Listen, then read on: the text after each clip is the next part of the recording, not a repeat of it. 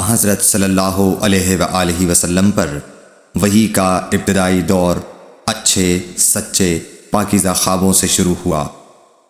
آپ خواب میں جو کچھ دیکھتے وہ صبح کی روشنی کی طرح صحیح اور سچا ثابت ہوتا۔ پھر من جانب قدرت آپ تنہائی پسند ہو گئے اور آپ نے غار حرا میں خلوت نشینی اختیار فرمائی اور کئی دن اور رات وہاں مسلسل عبادت اور یاد الہی و ذکر میں مشغول رہنے لگے۔ جب تک گھر آنے کو دل نہ چاہتا توشہ ہمراہ لیے ہوئے وہاں رہتے۔ توشہ ختم ہونے پر ہی اہلیہ محترمہ حضرت خدیجہ رضی اللہ تعالی عنہا کے پاس تشریف لاتے اور کچھ توشہ ہمراہ لے کر پھر وہاں جا کر خلوت گزین ہو جاتے۔ یہی طریقہ جاری رہا یہاں تک کہ آپ پر حق منکشف ہو گیا اور آپ غار حرا ہی میں قیام پذیر تھے کہ اچانک حضرت جبرائیل علیہ السلام آپ کے پاس حاضر ہوئے اور کہنے لگے کہ اے محمد پڑھو۔ آپ فرماتے ہیں کہ میں نے کہا کہ میں پڑھنا نہیں جانتا۔ آپ صلی اللہ علیہ وسلم فرماتے ہیں کہ فرشتے نے مجھے پکڑ کر اتنے زور سے بھینچا کہ میری طاقت جواب دے گئی۔ پھر مجھے چھوڑ کر کہا پڑھو۔ میں نے پھر وہی جواب دیا کہ میں پڑھا ہوا نہیں ہوں۔ اس فرشتے نے مجھ کو نہایت ہی زور سے بھینچا کہ مجھ کو سخت تکلیف محسوس ہوئی۔ پھر اس نے کہا کہ پڑھ۔ میں نے کہا میں پڑھا ہوا نہیں ہوں۔ فرشتے نے تیسری بار مجھ کو پکڑا اور تیسری مرتبہ پھر مجھ کو بھینچا۔ پھر مجھے چھوڑ دیا اور کہنے لگا کہ پڑھو اپنے رب کے نام کی مدد سے جس نے پیدا کیا اور انسان کو خون کی پھٹکی سے بنایا۔ پڑھو اور آپ کا رب بہت ہی مہربانیاں کرنے والا ہے۔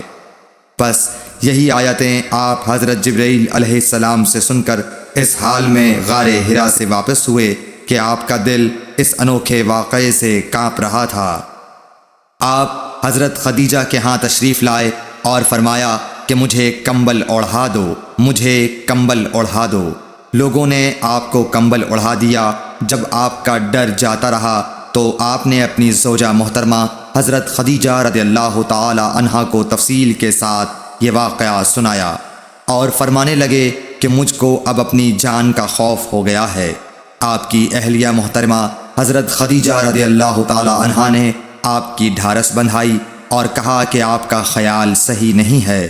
اللہ کی قسم آپ کو اللہ کبھی رسوا نہیں کرے گا۔ آپ تو اخلاق فاضلہ کے مالک ہیں۔ آپ تو کنبہ پرور ہیں، بے کسوں کا بوجھ اپنے سر پر رکھتے ہیں، مفلسوں کے لیے آپ کماتے ہیں، مہمان نوازی میں آپ بے مثال ہیں اور مشکل وقت میں آپ امر حق کا ساتھ دیتے ہیں۔ ایسے اوصاف حسنہ والا انسان یوں بے وقت ذلت و خواری کی موت نہیں پا سکتا۔ پھر مزید تسلی کے لیے حضرت خدیجہ رضی اللہ تعالی عنہا آپ کو ورقہ بن نوفل کے پاس لے گئیں جو ان کے چچا زاد بھائی تھے اور زمانہ جاہلیت میں نصرانی مذہب اختیار کر چکے تھے اور عبرانی زبان کے کاتب تھے۔ چنانچہ انجیل کو بھی حسب منشائے خداوندی عبرانی زبان میں لکھا کرتے تھے۔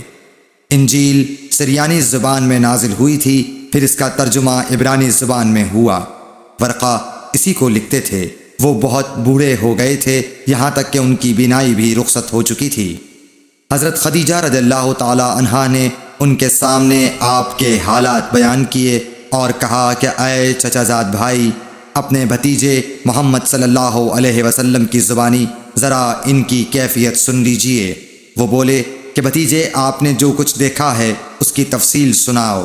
چنانچہ آپ صلی اللہ علیہ وآلہ وسلم نے از اول تا آخر پورا واقعہ سنایا، جسے سن کر ورقہ بے اختیار ہو کر بول اٹھے کہ یہ تو وہی ناموس معزز رازدان فرشتہ ہے جسے اللہ نے حضرت موسیٰ علیہ السلام پر وحی دے کر بھیجا تھا۔ کاش میں آپ کے اس عہد نبوت کے شروع ہونے پر جواں عمر ہوتا، کاش میں اس وقت تک زندہ رہتا جب کہ آپ کی قوم آپ کو اس شہر سے نکال دے گی۔ رسول کریم صلی اللہ علیہ وآلہ وسلم نے یہ سن کر تعجب سے پوچھا کہ کیا وہ لوگ مجھ کو نکال دیں گے، حالانکہ میں تو ان میں صادق و امین و مقبول ہوں۔ ورقہ بولا ہاں یہ سب کچھ سچ ہے، مگر جو شخص بھی آپ کی طرح امر حق لے کر آیا لوگ اس کے دشمن ہی ہو گئے ہیں۔ اگر مجھے آپ کی نبوت کا وہ زمانہ مل جائے تو میں آپ کی پوری مدد کروں گا، مگر ورقہ کچھ دنوں کے بعد انتقال کر گئے۔ پھر کچھ عرصے تک وحی کی آمد موقوف رہی۔ صحیح بخاری حدیث نمبر 3۔